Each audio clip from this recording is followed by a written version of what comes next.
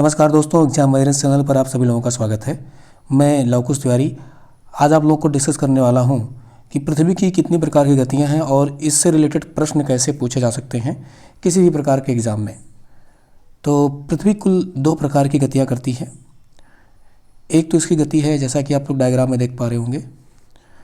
इस गति को बोलते हैं हम लोग घूर्णन गति, या इसका एक नाम और है, हिंदी में परिभ्रमण बोलते हैं। परिभ्रमण याद रखिएगा, परिक्रमण नहीं बोल रहा हूँ मैं, परिभ्रमण बोल रहा हूँ। जब पृथ्वी अपने अक्ष के परितः लट्टू की तरह चारों ओर घूमती है, जैसा कि इस डायग्राम को देख पा रहे होंगे, ये पश्चिम टू पूरब की ओर घूम रही है। तो ये वाली जो गति है पृथ्वी की, इसको हम बोलते हैं परिभ्रमण गति। एक और गति पृथ्वी करती है, इस डायग्राम में देखिए। पृथ्वी की वो गति जिसमें वो सूर्य के चारों ओर चक्कर लगाती है। इसमें सूर्य के चारों ओर मैं आपको चक्कर दिखाता हूँ पृथ्वी का। देखिए किस तरीके से ऐसे ऐसे घूम रही है सूर्य के चारों ओर, देख पा रहे हैं। तो इसमें भी ये वेस्ट टू ईस्ट ही घूमती है, मतलब पश्चिम से पूरब की ओर घूमती है। पश्चिम से पूरब की ओर घूमने को बोलते हैं वामावर्त। कभी कभी हो सकता है ऐसा लिखा रहे वामावर्त, या फिर इंग्लिश में इसको बोलते हैं एंटी क्लॉकवाइज। ये भी कभी कभी लिखा रहता है। तो एंटी क्लॉकवाइज कहा जाए या फिर वामावर्त कहा जाए, एक ही बात है। अब बात करते हैं कि ये तो हमने सीखा कि कितनी प्रकार की गतियाँ करती है पृथ्वी।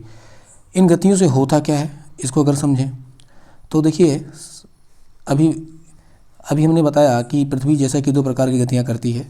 इसमें हमने आपको ये दिखाया। इसमें क्या है कि मान लीजिए अगर पृथ्वी गति कर रही है, घूर्णन गति, तो पृथ्वी घूर्णन गति कर रही है, उसके सामने मान लेते हैं यहाँ पे सूर्य है। तो सूर्य की रोशनी के सामने जो भी रीजन पड़ता है, जो भी क्षेत्र सूर्य के सामने पड़ता है, वहाँ पर होता है डे, और जो भाग सूर्य के प्रकाश को ग्रहण नहीं करता वहाँ होता है नाइट। यानी कि सीधी बात है कि एक बार में तो जैसे मान लीजिए ये इसके इधर वाले रीजन में क्या होगा कि इधर सूर्य की रोशनी पड़ रही होगी तो हम बोलेंगे यहाँ दिन होगा, और दूसरी साइड में क्या होगा, उधर उस भाग में सूर्य की रोशनी पड़ेगी नहीं, तो उस भाग में हम बोलेंगे नाइट होगा। यानी कि दिन और रात जो होते हैं वो इसी घूर्णन गति के कारण ही होते हैं, रोटेशन के कारण ही होते हैं। इसे आप परिभ्रमण भी बोलते हो। तो जो दिन और रात की घटना घटित होती है उससे ये होती है। एक बात और मैं कहूँ, एक सेकेंड इसको मिटा दूँ। पृथ्वी की जो घूर्णन गति होती है उससे कहीं ना कहीं पृथ्वी का जो गुरुत्वाकर्षण शक्ति है उस पर भी असर पड़ता है, उससे भी रिलेशन होता है। वो एक साइंस का टर्म है, इसे मैं यहाँ पर नहीं बता सकता क्योंकि टॉपिक बहुत लंबा हो जाएगा, वो साइंस के क्रम में पढ़ाऊँगा। तो बस इतना जानिए अभी फ़िलहाल कि चूँकि जो घूर्णन है उसका संबंध कहीं ना कहीं गुरुत्वाकर्षण शक्ति से भी पड़ता है। ठीक है, तो अगर घूर्णन बढ़ती है तो पृथ्वी की गुरुत्वाकर्षण शक्ति कम होती है। जो पृथ्वी की गुरुत्वाकर्षण शक्ति है वो घूर्णन बढ़ने से कम होती है। तो अगर पृथ्वी की घूर्णन गति बढ़ जाए तो पृथ्वी की जो गुरुत्वाकर्षण शक्ति है, जो ग्रेविटेशनल पावर है, वो कम हो जाती है। तो इसलिए घूर्णन गति का कहीं ना कहीं जो हमारे पृथ्वी पर ज्वार भाटा आते हैं, जिसको आप टाइड बोलते हो ना, तो ज्वार भाटा में भी इसका योगदान होता है। अब बात कर लेते हैं स्टूडेंट परिक्रमण गति की, जिसको आप रिवोल्यूशन भी बोलते हो, रिवोल्यूशन। तो ये जो गति है इसमें देखिए पृथ्वी जो है सूर्य के चारों ओर परिक्रमा कर रही है, इस तरीके से परिक्रमा कर रही है, और एक दीर्घवृत्तीय मार्ग पर परिक्रमा कर रही है। तो इससे क्या होता है, पृथ्वी का कुछ भाग सूर्य के सामने होता है, कुछ दिनों तक सूर्य के सामने चलता है। जैसे देखिए पृथ्वी जब यहाँ से चल रही है इस जगह से और इस जगह तक, ठीक, तो इस केस में आप देख पा रहे होंगे, इसको मैं थोड़ा सा आपको और से दिखाता हूँ, 1 मिनट। हाँ, इस डायग्राम में देखिए, इस डायग्राम में आप देख पा रहे होंगे कि पृथ्वी का कुछ भाग कभी दिन, मतलब कि कुछ भाग सूर्य की रोशनी प्राप्त करता है, कुछ भाग सूर्य की रोशनी उसी समय नहीं प्राप्त करता, मतलब उसी समय कुछ कहीं दिन होता है और उसी समय कहीं रात भी हो रही होती है। तो इस दौरान क्या है कि ये जैसे मान लीजिए यहाँ पर मैं कहूँ नॉर्थ पोल है ना, ये एन लिखा हुआ है, ये नॉर्थ पोल। तो यहाँ से यहाँ पर तो नॉर्थ पोल में रात हो रही है, लेकिन यहाँ से नॉर्थ पोल में दिन हो रहा है। और ये वाला हिस्सा देख रहे हैं, ये वाला, इसको बोलते हैं इक्वेटर या विषुवत रेखा। इस विषुवत रेखा के उत्तर की ओर के गोलार्ध को बोलते हैं उत्तरी गोलार्ध। यानी कि इसके इधर सारा जो गोलार्ध है ये कहलाएगा उत्तरी गोलार्ध और नीचे वाले को बोलते हैं दक्षिणी गोलार्ध। तो इस डायग्राम में देखिए उत्तरी गोलार्ध में कहाँ से कहाँ तक जो है दिन की मात्रा ज़्यादा दिख रही है। इसे देखना होगा तो कैसे देखेंगे, ध्यान से यहाँ पर देखिएगा, मैं समझाता हूँ। देखिए अगर इस यहाँ पर देखिए इस डायग्राम को, यहाँ पर देखिए उत्तरी गोलार्ध में दिन बड़ा हो रहा है ना। देखो पीला की मात्रा उत्तरी गोलार्ध में ज़्यादा है, देख पा रहा है। देखिए ये उत्तरी गोलार्ध क्या होगा, इस विषुवत रेखा के ऊपर वाला रीजन होगा। देखिए इसमें पीला की मात्रा ज़्यादा है, यानी कि उत्तरी गोलार्ध में दिन बड़ा हो रहा है। ठीक, तो यहाँ पर आप देखेंगे तो यहाँ पर दक्षिणी गोलार्ध में दिन बड़ा हो रहा है। मतलब कभी उत्तरी गोलार्ध ज़्यादा गर्मी पाता है, कभी दक्षिणी गोलार्ध। तो कहीं ना कहीं इस गति से कभी उत्तरी गोलार्ध ज़्यादा गर्मी पाता है, कभी दक्षिणी गोलार्ध, यानी कि पृथ्वी का कुछ हिस्सा कभी ज़्यादा गर्मी प्राप्त करता है, कभी कुछ हिस्सा कम गर्मी प्राप्त करता है। तो इस प्रकार से पृथ्वी का जो मैं कहूँगा ऋतु परिवर्तन होता है, ऋतु परिवर्तन, उसमें ये बहुत बड़ा योगदान देता है। क्योंकि देखिए ये गति जो है कहीं ना कहीं पृथ्वी पर तापमान को निर्धारित कर रही है कि कब ज़्यादा होगा किसी जगह तापमान, कब कम होगा। जैसे उत्तरी गोलार्ध में इस समय गर्मी होगी क्योंकि यहाँ पर दिन बड़ा हो रहा है। जब दिन बड़ा होता है तो गर्मी होती है, और जब रात बड़ी होती है तब ठंडी होती है। लेकिन इस कंडीशन में देखिए, इस कंडीशन में यहाँ उत्तरी गोलार्ध में रात बड़ी हो रही है क्योंकि यहाँ से यहाँ तक रात है। तो अब अगर उत्तरी गोलार्ध में रात बड़ी हुई तब यहाँ ठंडी होगी।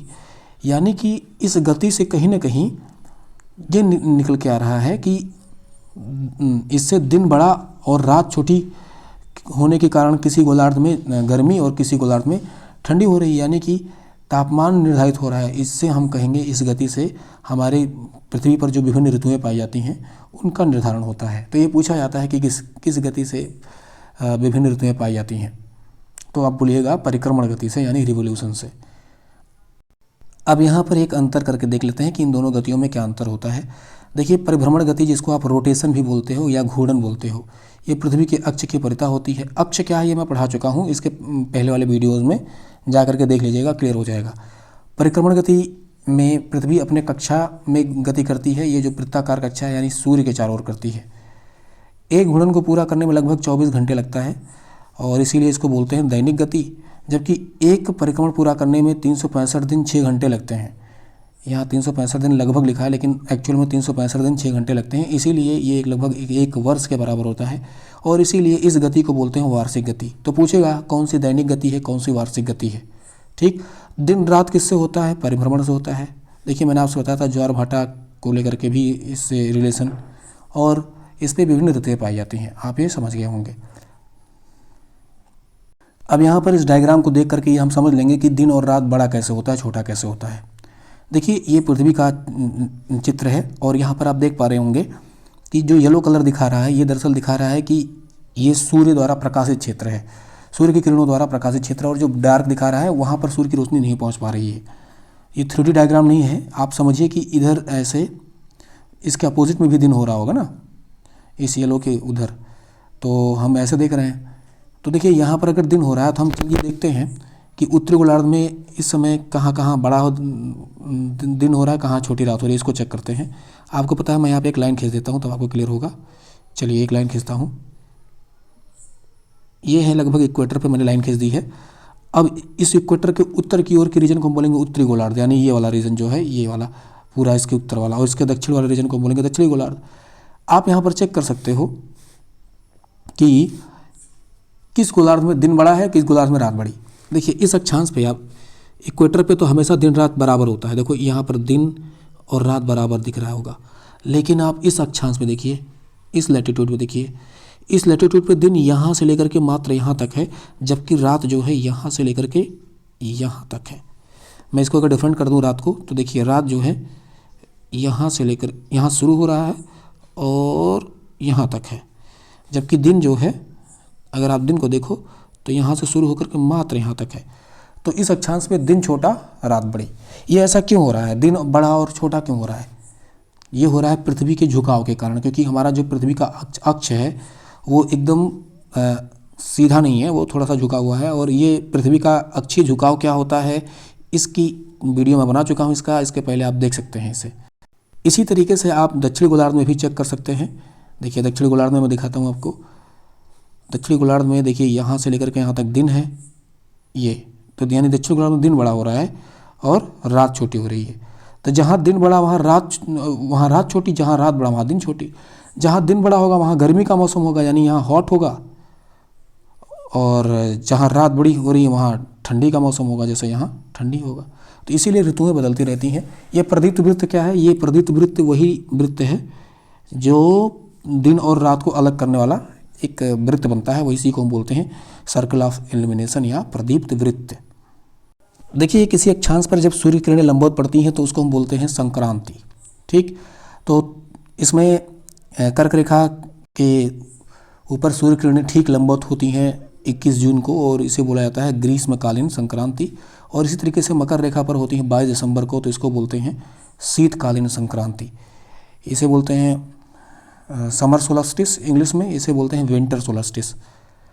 जब सूर्य की किरणें सभी अक्षांशों पर, देखिए अक्षांश तो कई होते हैं, जब सूर्य किरणें सभी अक्षांशों पर लंबवत गिरती हैं, यानी कि सभी अक्षांशों पर दिन और रात बराबर होता है, तब हम कहेंगे, सभी अक्षांशों की बात कर रहे हैं, दिन और रात बराबर होता है, तब उसको हम बोलते हैं इक्विनॉक्स या विषुव। हिंदी में बोलते हैं विषुव, इंग्लिश में बोलते हैं इक्विनॉक्स। और ये दो होता है, एक होता है बसंत विषुव और एक होता है शरद विषुव। बसंत विषुव मार्च में होता है और शरद विषुव जो है वो सितंबर में होता है, जैसा कि आप इस डायग्राम में देख पा रहे होंगे। देखिए इन दो कंडीशंस में जो है पूरे अक्षांशों पर दिन और रात बराबर होते हैं, मतलब कि कहीं भी, वैसे तो दिन और रात हमेशा बराबर रहते हैं विषुवत रेखा पर, यानी इक्वेटर पर, ये जो बीचों बीच वाली लाइन है ये इस पर, लेकिन इन दोनों कंडीशन में सभी अक्षांशों पर दिन और रात बराबर होते हैं, तो इसी को बोलते हैं विषुव। अब यहीं पर मैं आपको समझाता हूँ कि 6 महीने का दिन और 6 महीने का रात क्यों होता है। देखिए यहाँ पर ध्यान से थोड़ा सा देखिएगा, अभी क्लियर हो जाएगा। यहाँ पर आप देख पा रहे होंगे कि इस नॉर्थ पोल पर रात हो रहा अभी, यहाँ पर भी नॉर्थ पोल जो है यहाँ पर दिन हो रहा है। ये जो दिन कंडीशन है, देखिए ये जो अभी नॉर्थ पोल पर रात हो रहा है ना, धीरे धीरे जब पृथ्वी ऐसे घूम करके मार्च पे पहुँच जाएगी तो यहाँ से नॉर्थ पोल पर दिन होना शुरू हो जाएगा। और इस देखिए अभी ये दिन में है ये नॉर्थ पोल, ठीक, क्योंकि अभी सूर्य की रोशनी इस पर सीधा ज़्यादा पहुँच रही है। अब यहाँ से नॉर्थ पोल पे दिन होना शुरू हुआ, यहाँ से पृथ्वी यहाँ पहुँची, अभी भी नॉर्थ पोल पे देखिए, अभी भी नॉर्थ पोल पे क्या है, दिन है। देखिए येलो कलर में है ना नॉर्थ पोल। अब ये यहाँ से पहुँचते पहुँचते पहुँचते पहुँचते 3 महीना हो गया यहाँ पे, मतलब इसको यहाँ से यहाँ तक आने में 3 महीना लग गया। फिर पृथ्वी यहाँ से यहाँ तक जब जाएगी तब फिर 3 महीना लग जाएगा, लेकिन अब नॉर्थ पोल में अंधेरा हो जाएगा। तो लगभग नॉर्थ पोल पर 6 महीने का दिन हुआ।